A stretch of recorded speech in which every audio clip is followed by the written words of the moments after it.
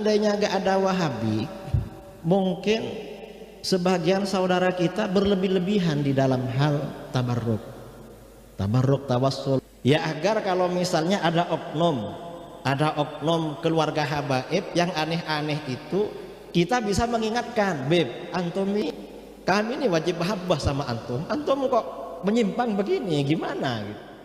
Ada Wahabi, mungkin sebagian saudara kita berlebih-lebihan di dalam hal tabarruk, tawassul. Ya agar kalau misalnya ada oknum keluarga habaib yang aneh-aneh itu, kita bisa mengingatkan, Beb, antum ini, kami ini wajib mahabbah sama antum kok menyimpang begini, gimana gitu. Kemudian Allah juga menentukan kita sebagai umatnya juga tidak main-main. Kemudian sekarang ini fitnah datang bertubi-tubi, tidak main-main juga. Ketika Habib Abdullah bin Muhsin Al-Attas ditanya pada waktu muncul Wahabi, ini gimana Beb, ini Wahabi nih muncul ini semuanya dibunuh, kuburan diratakan dengan tanah. Ternyata apa? Kata beliau, hikamun anzalahallahu 'alan nas. Ini banyak hikmahnya yang diturunkan oleh Allah kepada manusia. Mengapa? Likai yatawassatu wa ya'tadilu ba'da an kanu malu. Agar mereka ini kembali ke jalan yang moderat, jalan yang netral, setelah sebelumnya mereka ini agak miring.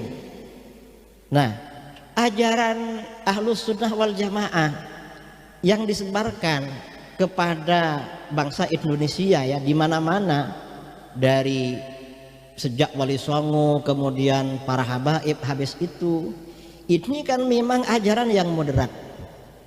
Kata Sayyidina Ali bin Abi Thalib karramallahu wajhah, kata beliau, khairun nas annamatul ausat. Sebaik-baik golongan adalah kelompok moderat. Mengapa kelompok moderat golongan paling baik? Yalhaqu bihim at-tali. Orang yang terlambat biar menyusul pada mereka. Terlambat ini artinya kalau sekarang ya radikal kiri, sumbu kepanjangan. Kemudian ada lagi kelompok yang radikal kanan, wa yarji'u ilaihim al-ghali. Lalu kelompok yang ghulat, kelompok yang berlebih-lebihan, yang ekstrim, itu agar mundur ke belakang, agar kembali kepada kelompok moderat ini. Nah, ini mungkin terjadinya fitan ya, fitan di akhir zaman ini. Ya mungkin karena ada memang saudara-saudara kita ini sudah agak miring-miring. Mungkin ada miring kanan, mungkin juga ada belok kiri, ada belok kanan. Akhirnya ya ada fitan-fitan ini agar umat Islam itu sadar, kembali kepada jalan yang netral, jalan yang moderat. Dan ini pasti banyak hikmahnya.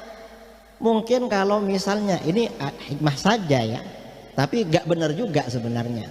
Wahabi misalnya, seandainya gak ada Wahabi, mungkin sebagian saudara kita berlebih-lebihan di dalam hal tabarruk, tawassul, walaupun itu sebenarnya masyru'. Cuma kadang-kadang orang-orang awam itu kan keliru-keliru dalam tabarruk dan tawassulnya itu. Dan sekarang memang saudara kita ini sudah banyak yang keliru di dalam bab tabarruk. 20 tahun yang lalu, 25 tahun yang lalu, kalau kita ziarah ke sebagian makam Wali Songo di Ampel misalnya, laki dan perempuan itu terpisah. Yang perempuan sebelah timur, laki-laki sebelah barat. Belakangan ini laki-laki dan perempuan ngumpul. Jadi kadang-kadang baca Quran sendirian, tiba-tiba dikerubungi perempuan. Sekarang ini. Dan ini ya memang para asatid, para habaib perlu bersuara. Memang ini benar, tapi jangan terlalu begitu. Ini artinya kan memang dari waktu ke waktu memang perlu. Kemudian lagi seperti misalnya dulu karena masa mutaakhirin ini hanya merujuk kepada kitab Mu'tabarah, sampai-sampai lupa mempelajari kitab-kitab hadis. mempelajari tafsir. Setelah muncul aliran-aliran Wahabi ini, para asatid sekarang banyak mengoleksi kitab-kitab hadis. Karena apa-apa yang menjadi ajaran Ahlus Sunnah harus dibela dengan itu. Nah, ini poin pertama yang ingin saya sampaikan. Kemudian ini ada beberapa poin ya yang saya catat terkait dengan PR kita pada masa-masa yang akan datang, yang pada masa-masa sekarang ini. Jadi bahwa amar ma'ruf dan nahi mungkar itu wajib kita lakukan, dan setiap orang yang mampu. Cuman amar ma'ruf nahi mungkar ini harus bijak, kemudian harus mau'izah hasanah, dan melalui siasat yang baik, yang terpuji. Karena kalau enggak, nanti akan ada benturan dari pihak lain, dan akibatnya tidak bagus. Ini seperti yang disampaikan ya oleh sebagian habaib. Habib Salim Asy-Syatiri berkata, kata beliau, al-ilmu laisa fawqahu hikmah wala siyasah akhiruhu khosasah. Ilmu itu kalau tidak bijak yang menyampaikan, memang di kitab itu ada, cuma yang menyampaikan tidak bijak, kemudian juga tidak siasah ya, tidak mengerti situasi dan kondisi, akhirnya justru kehinaan. Artinya apa? Bisa kerusakan akhirnya. Ini diantaranya. Kemudian lagi ya, nah kemudian lagi, karena memang kehidupan dunia itu bisa hidup dengan ilmu agama. Orang itu kalau tidak punya ilmu agama, seperti di dalam kitab-kitabnya, itu berarti kan orang mati. Maka orang yang tidak punya ilmu agama itu mestinya tidak berhak untuk berada di depan membicarakan ilmu agama, mestinya begitu. Sekarang ini dari setiap komunitas ada yang seperti itu. Diperhatikan nggak punya ilmu memang, tapi ngomong ya, bicara apa saja dan diundang di mana-mana. Kadang-kadang viral itu. Ini gimana mengatasi seperti ini? Mestinya orang ini masih belajar, bukan ceramah atau bukan majelis atau apalah, atau bikin konten.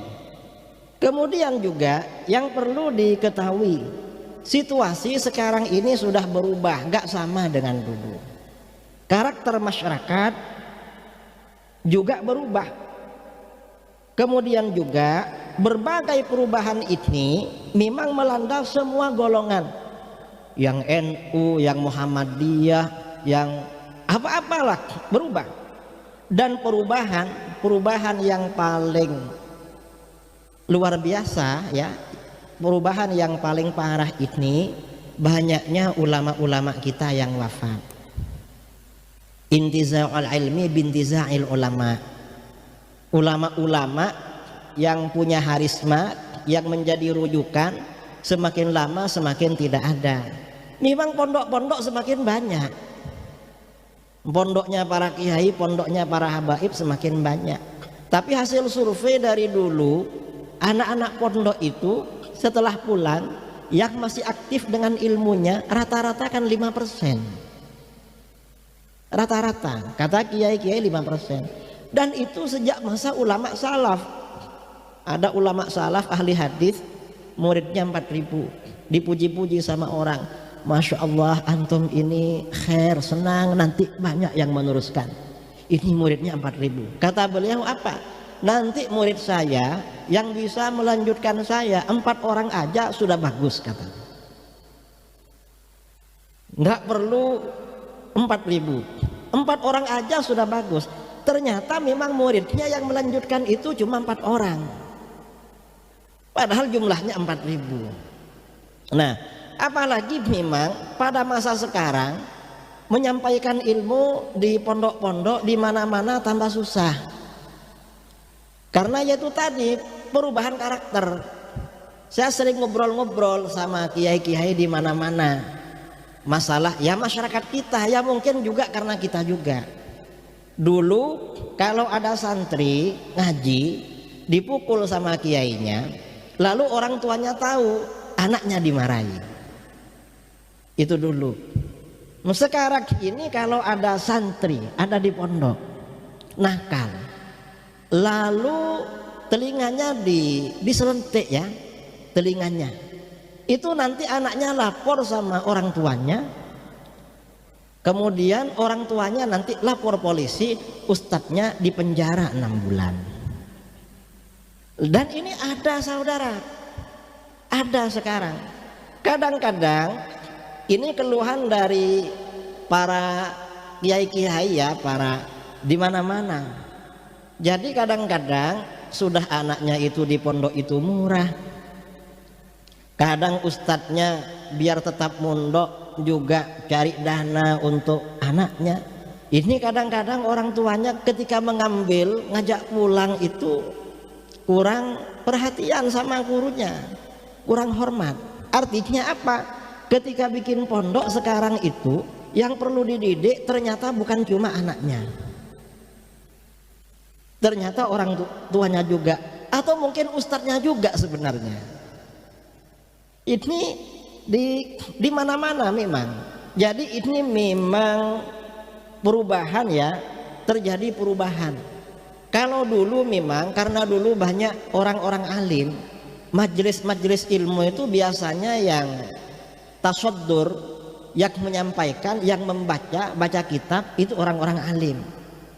Orang-orang alim dan zuhud lah orang-orang dulu itu. Sekarang ini majelis banyak sekali. Ya kita tidak suudzon, karena sebagian dari sahibul majelis itu yang disampaikan tidak sesuai dengan ilmu kadang-kadang. Ini termasuk fitnah pada masa sekarang. Kemudian dari situ akhirnya akan muncul yang namanya fitnah-fitnah itu. Dan ini dari semua kalangan. Fitnah-fitnah seperti ini, fitnah-fitnah pikiran yang tidak sesuai. Lah kalau ada orang menyampaikan pikiran-pikiran gak sesuai dengan ajaran Islam, gak sesuai dengan ajaran as-salaf ya, dan ini dari semua golongan, dari NU ya ada, dari Muhammadiyah ada, dari Rabithah Alawiyah ada juga yang begini. Dan mereka ini rukun biasanya, yang satu frekuensi beda aliran kok rukun orang ini.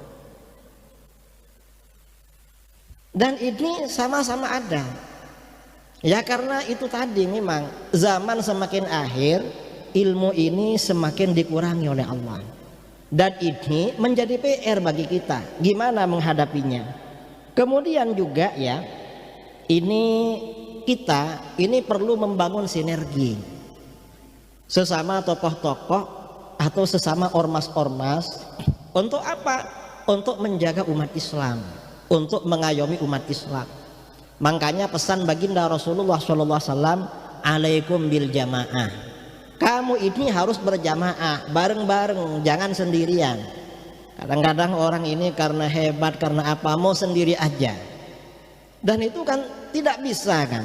Memang harus ngajak-ngajak itu.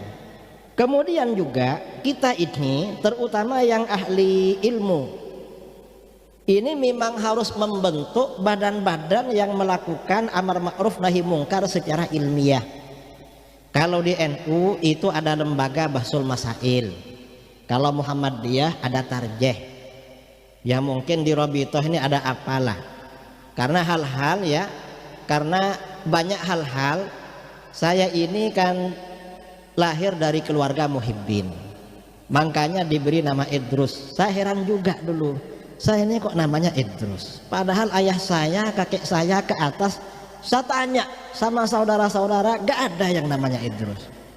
Ternyata dulu ada Habib Idrus sering keliling-keliling sekitar rumah saya, memang dekat dengan keluarga, lahir diberi nama Idrus. Jadi memang lahir dari keluarga muhibbin. Nah, yang ingin saya sampaikan, mungkin karena saya ini lahir dari keluarga muhibbin, kemana-mana sering ditemui habaib memang.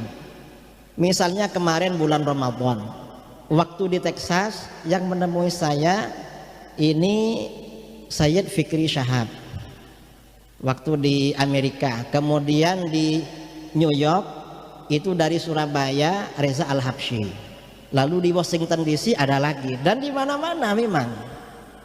Mungkin karena wah ini pasti Muhibbin ini, namanya aja sudah Idrus gitu, mungkin begitu.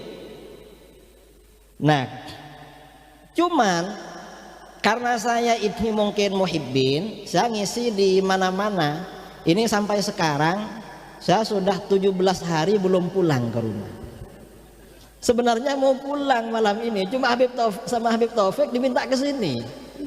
Akhirnya sudah nyampe Madura, tadi pagi ngisi di Madura, balik lagi ke Jakarta. Saya kemarin pagi dari Lampung. Tadi malam ngisi Maulid di Malang, terus tadi pagi di Pamekasan, terus ke sini. Ya besok ya ke timur lagi. Insya Allah mungkin pas 19 hari baru pulang nyampe rumah. Nah, di mana-mana kalau berjumpa dengan daerah-daerah yang memang banyak habaibnya, sebagian orang-orang ini banyak menyampaikan pada saya hal-hal yang berkaitan dengan kalangan habaib. Dan ini sebagian itu memang perlu dijelaskan. Seperti yang kalau terjadi di NU itu kan namanya bahsul masail. Setiap ada persoalan, biasanya ustadz-ustadz, para kiai kan bahsul masail. Ini sebenarnya bagaimana? Nah, sebenarnya saya perhatikan di kalangan para habaib masalah-masalah seperti itu ada juga. Dan sampai sekarang ini belum ada bahsul masail atau fatwa atau apa yang begini ini hukumnya bagaimana sebenarnya. Banyak terjadi. Dan ini kan saya kira ini perlu memang ya, di Rabithah Alawiyah ini ada lembaga yang seperti itu. Ya agar kalau misalnya ada oknum keluarga habaib yang aneh-aneh itu, kita bisa mengingatkan, Beb, antum ini, kami ini wajib mahabbah sama antum kok menyimpang begini, gimana gitu. Jadi perlu, saya kira memang perlu. Jadi kalau ada hal-hal, ada orang ya bukan ahli ilmu berbicara agama, dan ini dari berbagai kalangan. Nah kalau di setiap kelompok, misalnya termasuk di kalangan habaib, ada yang memperhatikan isu-isu yang seperti itu, mungkin itu mudah mengatasi yang berkaitan dengan masalah-masalah seperti ini.